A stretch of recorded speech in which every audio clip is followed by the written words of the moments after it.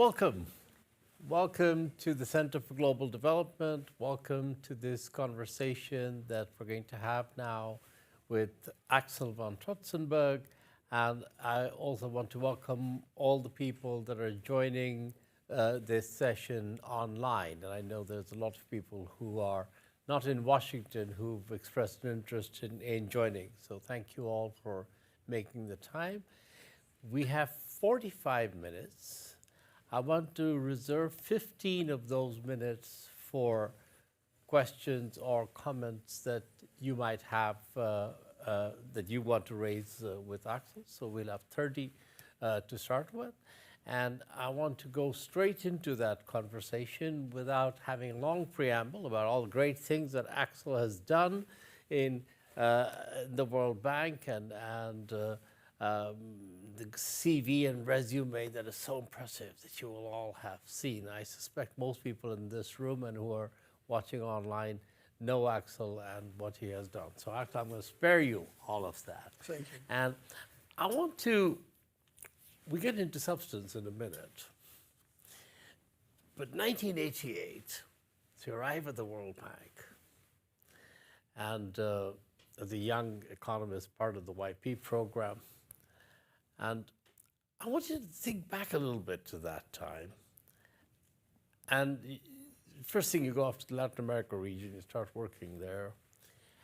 If you compare your first exposure to the World Bank then, and think about the World Bank today, what is it that strikes you looking back in terms of what's different? How is the bank different, but perhaps even more importantly, how do you feel the relationship between the bank and the countries that it is serving has changed in that period? Well, there are a couple of things which come to mind. I would say the World Bank in 1988 was a very closed organization. I would argue that it was very secretive. The best indication was, for example, when country strategies were written. They were written for the senior vice president, the director. They were not written for the team members. So it was secret. So you ask, well, why do you have that paper? So this was closed. The second thing was that as a YP, in my second mission, I went to Venezuela in February '89, and that was just before the blow-up of the Paris administration. And there was this massive effort from the fund and the bank to provide the support program. And two things came to mind, is how the program was designed. This was very fast. Was clearly not, in my mind, country-owned, and also considered all the possible effects it could have on the social sector. And unfortunately, it proved that the whole thing exploded. And I think we have learned a lot on this. So that it was also different. I would also say that at that time, we were still, if you wish, a Cold War organization. So we had, we still didn't have the full membership of 189 countries. So that was also a difference that you felt. And actually, I had the luck to have my second assignment of my YP assignment in Eastern Europe. So these were 6-month assignments At that as a time. YP And I worked on Yugoslavia and Poland, that in September '89 made this big demographic exchange. Oh yeah, and then people still smoked in the offices, so. There is that.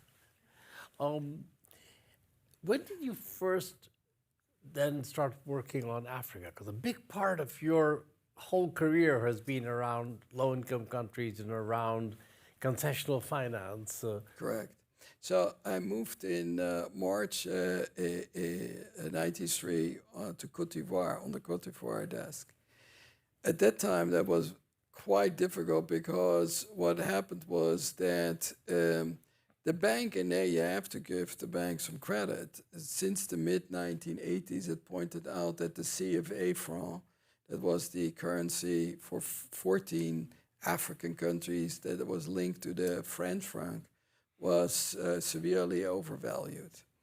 There was not much tolerance to talk outside about this because it could cost VPs and directors their jobs, which it did. And so we could only talk about D-Day.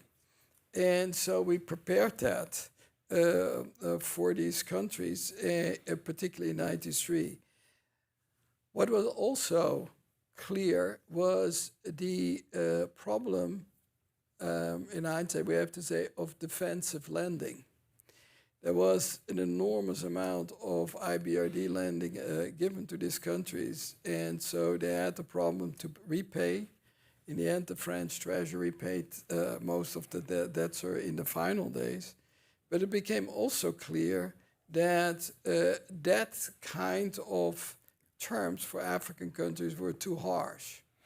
And I still remember in my first month, I wrote something that there was a multilateral debt problem. Well, that didn't go well because the paradigm was there was no problem.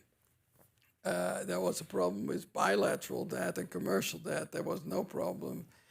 And incidentally, while I'm actually cleaning up, I found some emails by pretty senior people in the bank that pointed out there was never defensive lending and there was not a problem. And indeed, it still took 2 years till Wolferson came to actually start addressing this. I think on the concessionality, it was also a sea change that with this very unfortunate experience with IBRD in the CFA countries, these countries were put on IDA. And it was a realization that we needed to look at debt sustainability and the terms should be more compatible with their debt servicing capacity. So that was a big thing that started to pop up. Let's talk a little bit about debt, because you remember you started talking about the mid-90s when we started focusing on the unsustainability of debt in a whole number of low-income countries, and that ultimately led to HIPAC, and it was a way of dealing with debt overhang and debt sustainability issues in these countries, and led in the end to $100 billion of debt relief for 36 countries. But the run-up to it was a difficult period, partly because it's a bit of denial, as you said initially, to the concept, and then the people started worrying about what this would mean for the whole financial model for the multilateral. So now today, here we are, 2025, and I would say for the last 5 years, we've been living in a period when everyone is saying debtors, that a lot of people in the political, economic arena are raising questions about unsustainable debt, very heavy debt service payments by low-income countries. And at the moment, there's sort of one group of people who would then say, you need another HIPAC, some kind of grand initiative to deal with the debt problem. And there are others who say, well, no, there are debt problems, but they're not quite the same, and you need to find country-by-country solutions, and the bank says both, depending on who you talk to in the World Bank. Well, that's all right. How do you see a way, where do you see a way forward now on debt? Because I hear the same conversation repeated sort of now in different meetings year after year, but how do you think we should go forward? So first of all, I think with HIPAC, what was actually an important paradigm change, we put a clear framework forward. and that actually helped countries in a sense that before that, if you look at the Paris Club arrangement, particularly with middle-income countries, it was really the country negotiating a debt workout. With HIPC, we established indicators. Now, you could question whether that debt-to-export ratio was low enough or so, but it was a very clear framework that provided actually also for countries with no voice a fair treatment.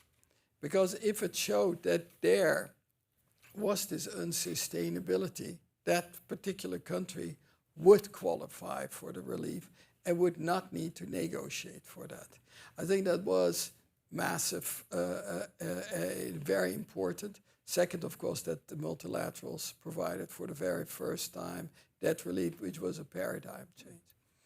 What the problem today is, compared to HIPC, was that in HIPC, we devised a framework that was largely focused on external debt. And that was very powerful. Today, the issue is that there is public domestic debt and public external debt. And in many countries, for example in Africa, today the domestic debt is larger than the external debt. So that is one big difference. Second difference is clearly that the creditor landscape has changed. After the MDI and all the write-offs, as well as write-offs from the bank and the fund, a different set of creditors moved in. It were non-Paris Club bilateral creditors, and secondly, also commercial creditors. And they filled up. And this is a huge problem. So we will need to look at the external debt sustainability. And then the domestic. So what you actually need is actually a renewed framework for the whole public debt. Why is this difficult? Is, first of all, you will need among the external debtors to get an agreement. This was in the past done in HIPC with the bilaterals through the Paris Club. And the Paris Club is not a treaty organization. It's basically a gentleman's agreement. It's unbelievably powerful that a gentleman's agreement leads to massive debt relief, because the framework agreement that is agreed among those creditors is then translated in national legislation and it is delivered. The problem today is with this new set of creditors that we are trying to deal with that through the common framework that was created during the presidency of Saudi Arabia, during the G20 presidency a couple of years ago. But what is missing is one word. In my mind, when you want to restructure, you need one word and one word only. It's trust. Because you deal with money. And I need to trust you that you keep your word and that there is equitable treatment. And if that is not there, it becomes very difficult. That trust level is still not there. This is the reason why we also have this global sovereign debt roundtable, not because we want to have another club to talk about it, but you want to bring people together and ultimately create confidence-building measures that ultimately lead to a much better understanding from each other's concerns and how you can actually get that framework going. So that is on the external debt. Now on the public debt, it's even more sensitive, because in many low-income countries, the financial systems are incipient. They haven't really developed very well. And then you have, a pension on insurance companies. But they often have been forced to buy treasury bills from their countries. So if you then all out of a sudden say, well, you should just write this off, you need to start thinking what that means for that financial system. So it is not that there should be no participation, but you also need to say that part is much more difficult. And then there is the communications, because we talk, well, today in IDA countries, debt service is in the order of 7% higher than education and health expenditures combined. But what people then think, it's all external. And that is a problem, because we need actually to have that differentiation. So I think we need to have that action. I think for the World Bank, the consequences were that you need to put countries provide IDA flows, and you need to ensure positive net flows, what right now is not assured by many creditor groups. And so I think that while we haven't resolved the thing, we need actually creditor groups being willing to either roll over or at least see how we can ensure some positive flows, because the negative flows, they are really hurting the poorest countries. And there we need to look at. The other part is what has hurt us. And in the end, I regret that we should have been louder. After the MDRI initiative in 2006, we started discussing how actually you should deal with new debt situations, and could you already adjust to it. That was on the basis of debt sustainability analysis. And what I say, we created it's ex ante preventive debt relief. And that was basically when a country would get credits from us, and then they become, unquote, red light, namely that they are not sustainable, we would make them grant eligible.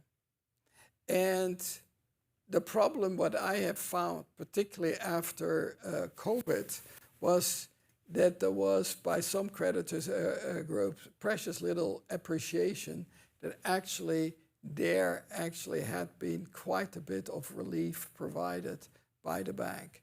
And so the bottom line, it is more complicated. It is, we need to push for a much quicker treatment.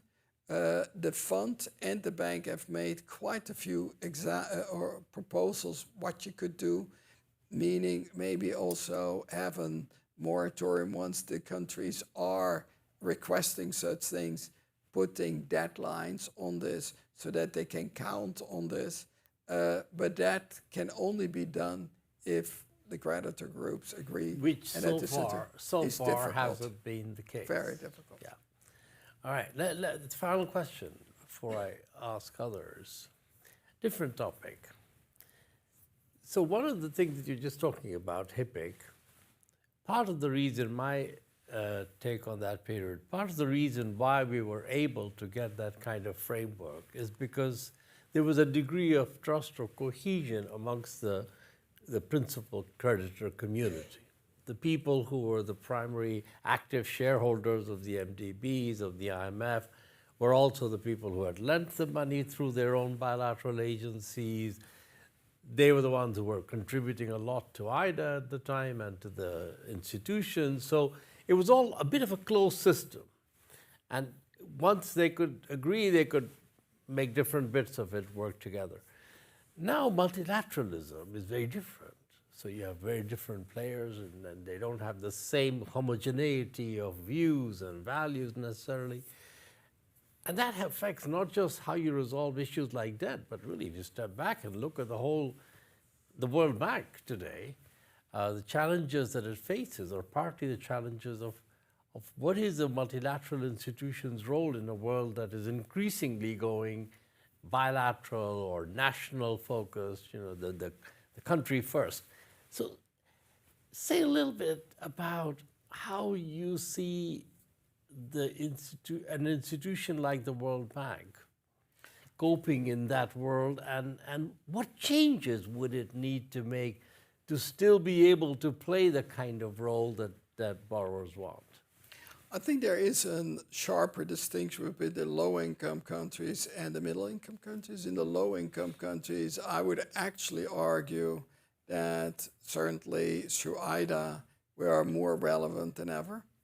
Also within the total envelope of commitments, keep that in mind, in Africa we would allocate maybe 5% of our lending program. In 2000, it is now 40%. It's 70% or over 70% of the IDA resources that are going to Africa. These are sea changes, and compared to also the bilaterals that have been withdrawing, we have become very, very large on this. So I think there I would say that the multilaterals are very, very strong. I also say in the middle income countries, it's a differentiated picture. I think that clearly quite a few countries have good access to capital markets, and therefore the borrowing from the World Bank or other organizations is no longer so important. So that you see in Latin America, you see it in Asia, and that will continue. And it is also a part of the normal story of the World Bank. I also think you need to think not only about the World Bank, but about all the MDBs. Because clearly, if you're looking in East Asia, you look only at IBRD, that's not enough. You need to look at the Asian Development Bank, then the AIB and the New Development Bank, and you see actually quite substantial flows going, where actually bilateral flows are going down because in traditional donor countries, they don't want to continue with large aid programs in middle income countries. So there you see then the bank becoming actually relatively more important. I think where we need to look at is that the zeitgeist in OECD countries is shifting, is namely because there have been other priorities, and these priorities range from climate, humanitarian, Ukraine, Gaza, other parts, Afghanistan was previous. There are different priorities, and so there still a large amount of money is going there, but it is not going to all the traditional sources. The other thing what is changing is that maybe compared to 25 years ago, yes, there was emphasis on the private sector, but right now it is far more seen as vital because governments are no longer able to generate these resources that would be necessary. And so therefore there is more emphasis, private sector, and I would say actually domestic resource mobilization in other countries. Because country and donors have a hard time to accept that they come with their taxpayer monies while a recipient country is having a tax effort in the 10% or 12% of GDP range, that is no longer acceptable. And so therefore there is this pushback. So there is also a maturing of relationship. I think still you can find money, but it is no longer given unconditionally. I also think people would like to see results and much faster. And so there is an impatience because they see that the political support are difficult to get.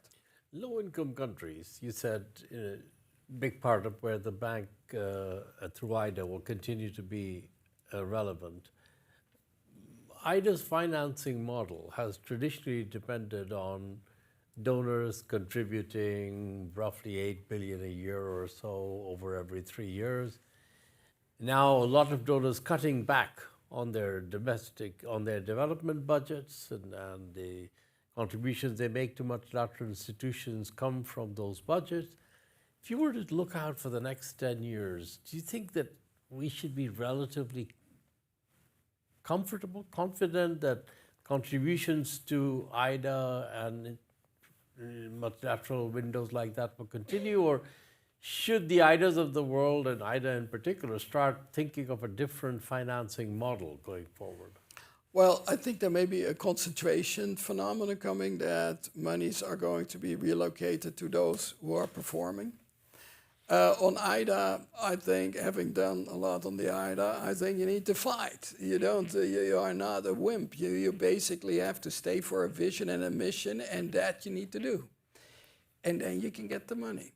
Because basically donors would like to know, are we serious as good custodian of taxpayers' money? Are we chasing results?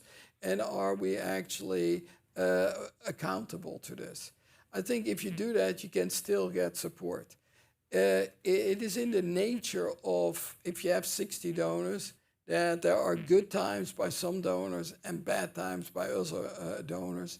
But what you see is therefore it's often a wash. So over the last 5 replenishment, you see actually donor contributions swinging in the 23, 24, 24.5 billion range. And sometimes somebody goes down, the other goes up. Would I like to get more? That has always been my ambition, but people know me. But I think what we did is we linked it with markets. And now you will say, how do you do that? Is that some sort of gimmick of the World Bank? How is it possible that you go in IDA into market and you have AAA? What you need to understand is that in IBRD, the paid-in is $22.5 billion. But the paid-in into IDA through the replenishment was $340 billion. So they're a huge amount, and this was actually capital. And yes, there are grants that are gone. Yes, there was debt relief, they are gone. But the equity is still, in nominal terms, bigger than all development banks together. So it's very large. And that is the basis on which we can issue bonds. Now, those bonds are not an eternal game because it's a concessional window, and a concessional window, there is a grant element. So if you use it, it's gone. So that financial model of going to markets, you need to be very careful that you cannot do everything forever. You need to look at your capital base on this.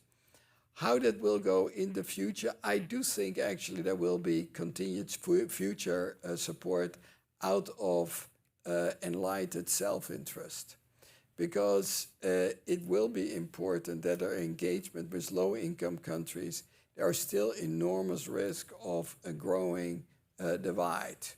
And thinking also of, for example, digital and AI divide, you will need to engage. And so my expectation is that also OECD countries will stay engaged. Big question is, can you get that type of solidarity also with emerging markets? And that is an absolute challenge.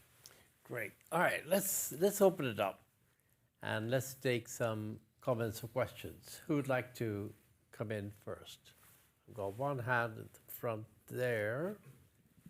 Let's start there. So thank you so much for this. I'm Randy Henning at American University, and I really appreciate the discussion. I wanted to ask you to elaborate a little bit on the joys and sorrows of collaborating with the International Monetary Fund. And I'm thinking, I think that's a general question, but I'm also thinking specifically about the LIC DSF review and collaborating on the LIC the debt sustainability framework, since this is a joint project of the two institutions. Thank you very much, Randy. So let's take 3 and then we'll come back to you. I think Elizabeth right behind you. Yeah. Thank you. Hi, I'm Stephanie Siegel. I'm non-resident here. Actually, Randy took my first question. Wanted to actually acknowledge first your long and very impactful career at the bank and congratulate you on that. And then that gives rise to a few of my questions because you have this long-term perspective. One question I had was precisely on the evolution of bank-fund cooperation, if you care to comment on where that stands.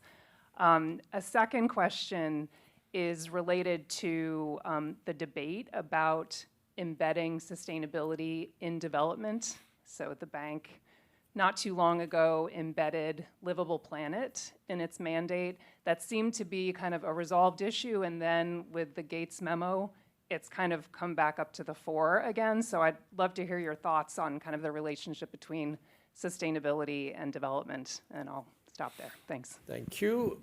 One more, maybe right in the back there. Yep.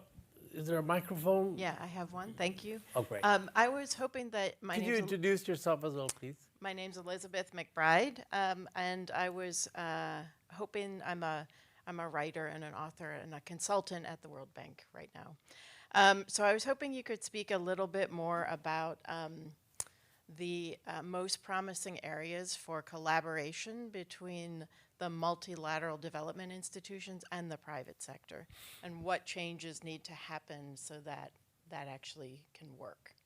Okay, so let's take those three. Bank Very fund good. collaboration. Go ahead. Bank fund cooperation. Look, I think HIPC also created new ground on collaboration because we never really worked before so closely on that. There were the policy framework papers. They were done jointly, but the IMF had a clear lead role on this. In HIPC, it changed because these were genuine joint document. There were a robust debate, as I think Masood can testify, and entertaining.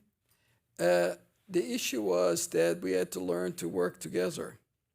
And I would say at the end of the day, it was hugely successful because we produced these documents. And not only what was interesting, the HIPC documents, but after the enhanced HIPC initiative, the PRSPs, the policy reduction strategy papers, I still would say if you ever want to have a very clearly written document with a good analysis, read them, they are on the website. They actually provide a very good thing. Is they went through the reviews from both organizations, but also benefited from it. And I think if you actually ask me about value added, there was huge value added on this. So I think the nature of the organizations are different. You know, the IMF is more even hierarchical. It's a bit of a military. We are a bit more friendly anarchy. So then how do you bring that together? At the end of the day, it is also the willingness that we work together for common interest. And we have, of course, a lot of things where we do the things together that can be in the G20, in the G7 context, in many of those international initiatives. Is it always working out well or not? No, we have, I think, a sturdy arrangement of how you work together that started in the 1940s, and it is a dynamic process. But I think that we need also to see that where there are sometimes issues is if the mandates start overlapping, or that is probably the area where the greatest amount of tensions you could expect. The working together, I think, in operations, I would actually say that has been actually quite good. That there are always individuals or so where it's maybe less or more, but I would actually argue over time we have gotten to know each other quite well on this. The question about the sustainability, I have been caring a lot about that, ending poverty on a livable planet, as I have been drafting that. The issue is about long-term sustainability. I personally, I'm talking here, might say is, the poverty agenda will remain critical. But we have to recognize that there are global public goods that are today of absolute essence, including like climate. And those need to be captured because in a way, the extreme poverty agenda is no longer the world agenda. When IDA started in 1960, we had about 60% of extreme poverty in the world. We're now in the 9% area. So there is a complete different thing. But therefore, There are other agendas, particularly like on climate or other global public goods, that remain important, and that was captured by On a Livable Planet.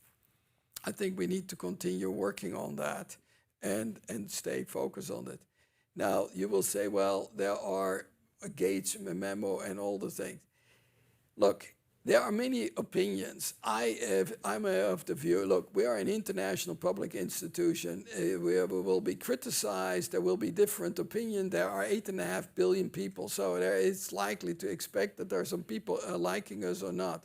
What I think is we need to stand for values, and we need to stand for a robust debate and not shy it. You should basically think you need to act with conviction.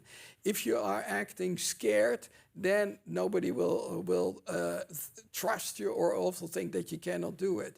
The organization is capable of lifting mountains, and they should do that. The last question was? On private sector, Oh, the areas private for sector. collaboration. I think there are enormous amount of areas of cooperation. I think that the fact that we have two viable and large public organizations and two viable large private organizations puts us in a very unique position compared to other development banks, because they may have outfits but not the size as the World Bank Group has. We need to be self-critical that basically we have not exploited that to the fullest extent. I have to say there, Ajay has been putting relentlessly the finger on it, how you put a one World Bank Group together that is not living on paper but in action. And you see that with, for example, the consolidation of all the guarantees in MIGA, and it's showing its effect because that portfolio is growing fast. So there are things where there were blind spots. There are enormous amount of possibilities. I think that can be exploited. What is going to be important is, and that particularly one of the predecessors of Magda said was Philippe Leroux. He was always talking about creating markets. I think that is something for IFC very important, and particularly in the low-income countries. So you would like to see particularly the challenges in low-income countries, how we can much more exploit the potential of the private sector. That will require, of course, the private sector window of IDA to help de-risk. My view has been, and I'm always saying that as a multilateral development bank, we should create more private sector windows, because you need to de-risk and we need to get much more to critical mass. And I think that is still a work in progress. The second other big challenge is, and I see that in Africa, is how you deal with long-term investments of the private sector. Take, for example, mining and all the development. How can actually multilateral organizations be in the private sector, be engaged on a much longer term as opposed short-term financing? But then you have to look far more on the equity, but also in IDA, how one can actually provide that de-risking device. And I think there is more potential, and we should try to exploit that for the very simple reason that not enough public money will come into our direction. So we will need to have new collaborative arrangements with the private sector. Axel, we're running out of time, but I have one question online which I want you to end with.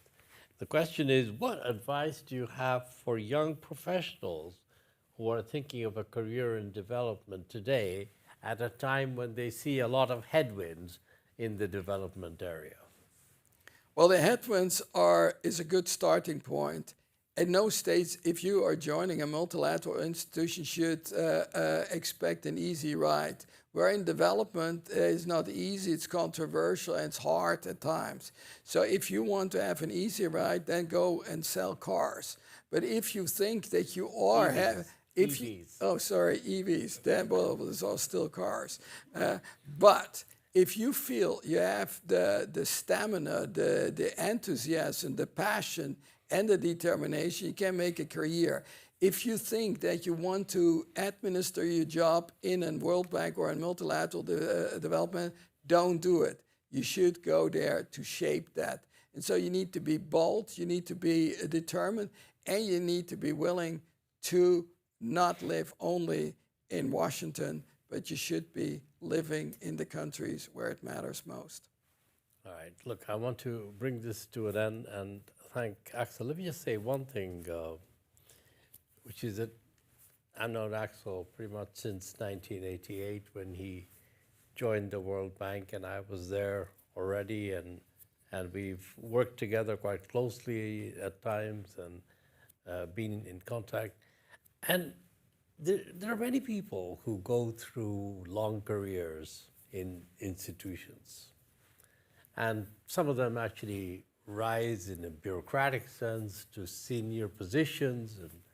And then when they leave, you remember them as people, but if you look and see what was their impact, it's uneven. I think the difference with Axel's work in the World Bank has been that he's been in different places in finance, concessional and regular finance, the World Bank, in operations, in policy work, in debt relief, now in knowledge. And everywhere where he has been, if you go now, you will see things that are different when the changes were made during the time that he was there. So he's always been a force for trying to change and improve the institution. And that's why, Axel will be moving on at the end of the month. But the impact of what he has done on the institution and on the work of the institution in supporting the member countries is one that's going to be there for a long time. There's not many people you can say that about. So I want to say to you, Axel, really for me personally, big thank you for everything that you've done.